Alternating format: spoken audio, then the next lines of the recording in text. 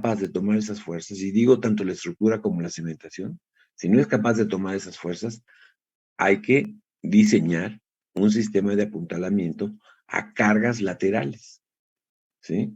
Que le dé la capacidad de tomar el 30%, el 20 o 30%, ¿sí? No es el definitivo, pero tenemos que dar un apuntalamiento para esas cargas. Lo usual es que no se haga, que si bien nos va, le pongan, y eso sí es relativamente frecuente, apuntalamiento para cargas verticales. De esos puntales Atlas que llegan, lo atornillan y sube. Y eso es el apuntalamiento para mucha gente. Ese apuntalamiento pues, sirve para las cargas, les digo, gravitacionales. Pero en caso de que se presente un sismo, no va a servir y puede dañar y ocasionar accidentes en la estructura. Ciertamente, estamos jugándole a la probabilidad, ¿sí? Porque hay que ser también sinceros con esto, le estamos jugando a la probabilidad de que se presente en ese lapso de 2, 3, 4 años, se presente un sismo, pero no de la magnitud del de diseño, cosa que ha pasado toda la vida, ¿no? O sea, los sismos de diseño pasan cada, no sé, cada 20 años, cada 30 años, ¿no? Entonces, es poco probable que en 2, 3, 4 años que dure el estudio y la rehabilitación, se presenta un sismo de ese tamaño. Se esperan sismos menores. Como ustedes han visto, bueno, a ustedes el sismo, quizá de lo que más recuerden, porque ya no estaban tan chicos, es el del 2017, hace 4 años. Y de 2017 para acá se han presentado algunos sismos, ¿sí? Pero que no ha llegado a mayores. Esa es la filosofía del reglamento, pero lo que tenemos que asegurar es que para esos sismos menores, que están en el periodo de los 3, 4, 5 años, o sea, en periodo muy corto de exposición, se presenten sismos pequeños, pero que no esos sismos pequeños vayan a tirar a la estructura, es lo que tenemos que asegurar. Eso amerita en ocasiones rehabilitación, les digo, temporal, o sea, es un apuntalamiento temporal a cargas laterales, ¿sí? Estas normas, o esta norma de prever un sismo que sea menor en los próximos 3, 4 años, y para ello diseñar con poco sismo, se publicó por primera vez después del sismo de 1985. Y lo sorprendente es que en el 2017, en los apuntalamientos de 2017, incluso a nivel de autoridades, estando perfectamente publicado en el reglamento, incluso a nivel de autoridades, no conocían esto y se conformaban con que la gente apuntalara. Les digo porque recuerdo cuando en un edificio que apuntalamos para cargas laterales, pues, con diagonales metálicas y todo, y habíamos dado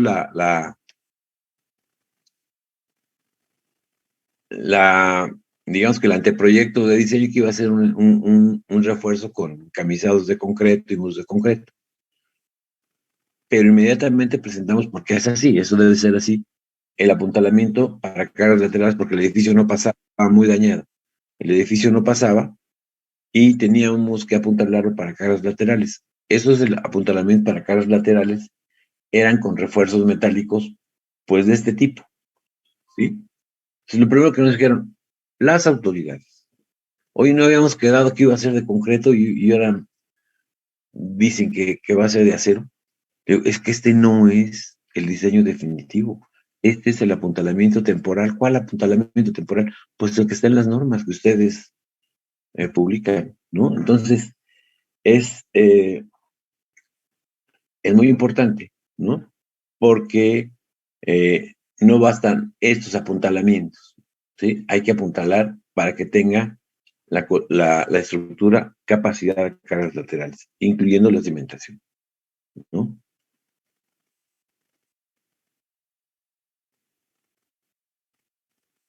Y claro, pues las conexiones hay que diseñarlas para asegurar la transmisión de fuerzas entre los elementos nuevos y los existentes. conexiones entre elementos existentes y materiales o elementos nuevos, pues imagínense, aquí les muestro algunos de ellos, esta es la estructura original, la que se ve aquí, es una columna, es otra columna, aquí va una losa, aquí va otra losa. Entonces se van a incorporar muros de rigidez. Bueno, esos muros de rigidez, normalmente, como ustedes saben, en las cabezas van más reforzados y se tienen que unir a la estructura original con conectores para tomar cortante. Entonces, estos conectores, ustedes saben que estos muros producen momentos de volteo en esta dirección, lo que ocasiona, y acá también, ¿no? Arriba, ¿no?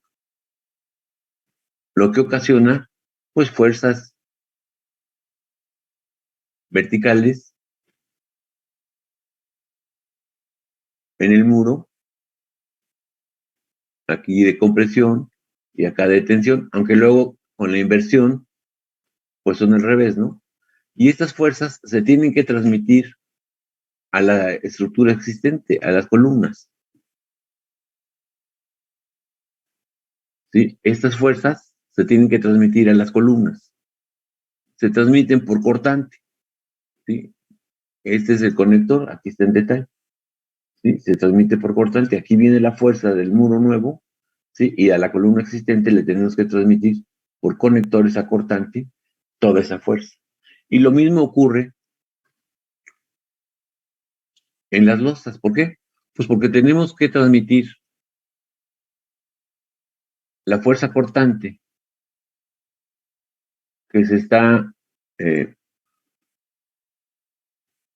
cada entrepiso, las fuerzas cortantes que se están presentando, las tenemos que transmitir. Esta es una losa y esta es otra losa.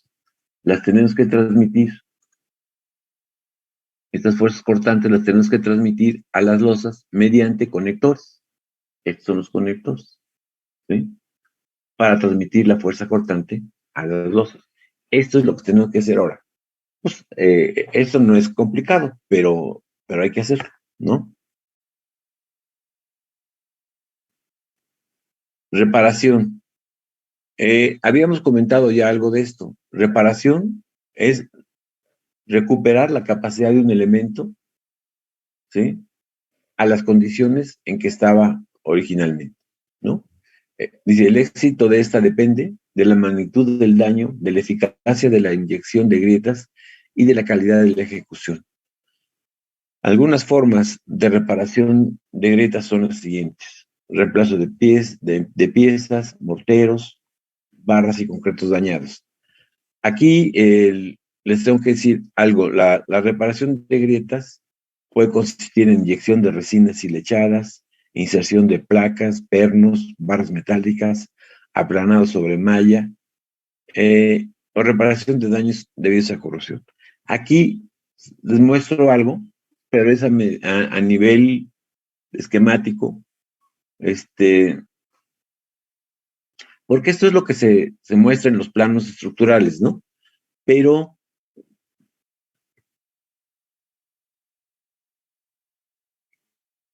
la realidad es que se deben de solicitar o de subcontratar al proveedor, o sea, el contratista de la obra. Nosotros le damos estas especificaciones, pero el contratista de la obra, si quiere hacer bien las cosas, debe subcontratar al proveedor de los materiales estos, de las resinas, de las boquillas para inyectar, todo esto. Si lo quiere hacer bien, debe hacer que el proveedor le haga este trabajo. Ellos lo saben hacer, lo hacen de todos los días, son especialistas. Ahora, también lo puede hacer el propio contratista con sus recursos, con sus obreros, que aunque no se dediquen a esto, lo puede hacer. Hay incluso los proveedores de estos materiales, pues tienen en su publicidad videos y todo eso de cómo se hace. Entonces pueden recurrir a eso, pero con una buena supervisión pueden recurrir a eso. Pero lo ideal es que lo hagan ellos mismos, ¿no?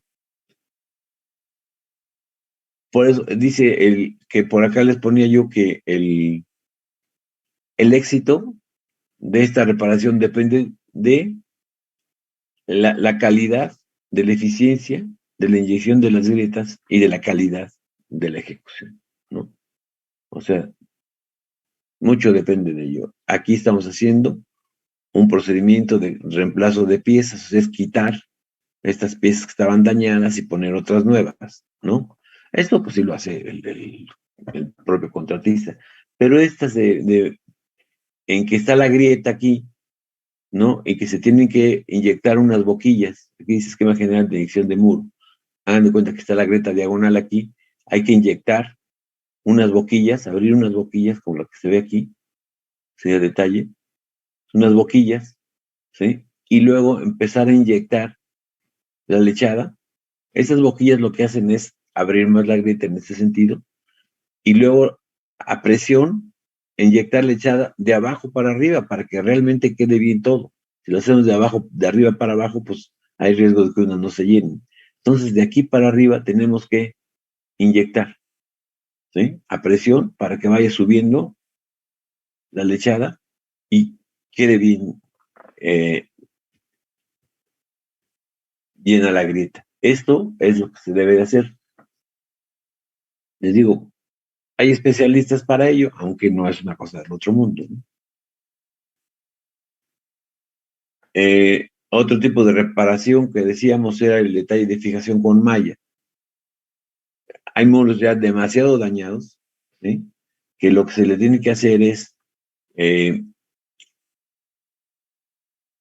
fijar una malla de alambre electrosoldada, electrosoldada, no de alambre, por ejemplo, malla del tipo de 5000, ¿sí? Que son barras de acero de 5000 kilos por centímetro cuadrado, sin corrugamiento, es la propia malla nada más, ¿no?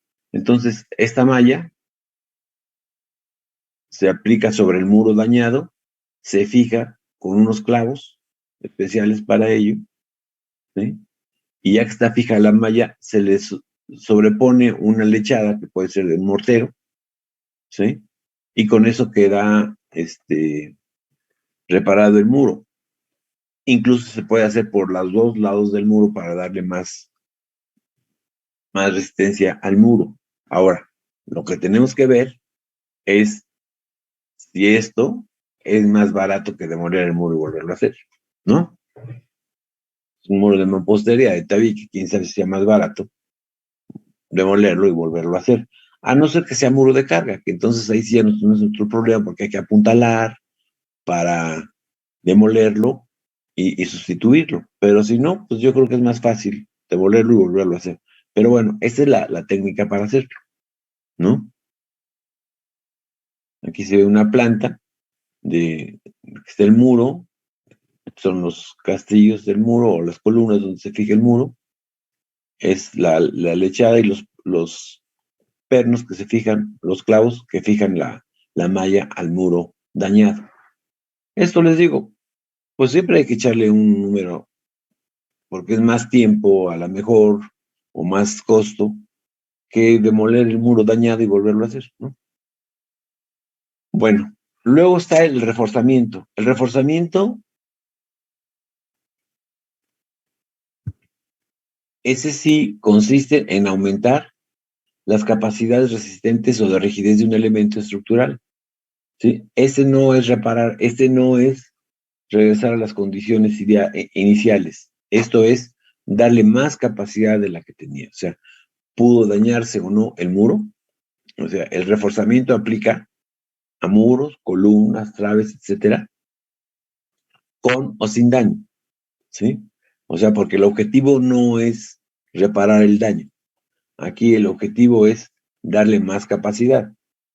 Imaginemos que tenemos una estructura que únicamente por cuestión de normatividad porque es del grupo A y debe estar actualizada a las condiciones y requisitos que pide actualmente las normas. Y esta estructura del grupo A se construyó en 1980, ¿sí? Y aunque no está dañada, no cumple con las normas, entonces hay que reforzarla, ¿sí? Aunque no esté dañada. Entonces, esto aplica para estructuras que estén dañadas o no, da lo mismo. El reforzamiento es dar más capacidad en resistencia, en rigidez, para que cumpla los requisitos de la normatividad actual, ¿no? Entonces, es aumentar las capacidades resistentes o de rigidez de un elemento estructural. Para ello se debe considerar lo siguiente: revisar que la modificación de los elementos sujetos a reforzamiento no produzca que los elementos no intervenidos alcancen prematuramente un estado límite de servicio o de falla que pueda conducir a comportamientos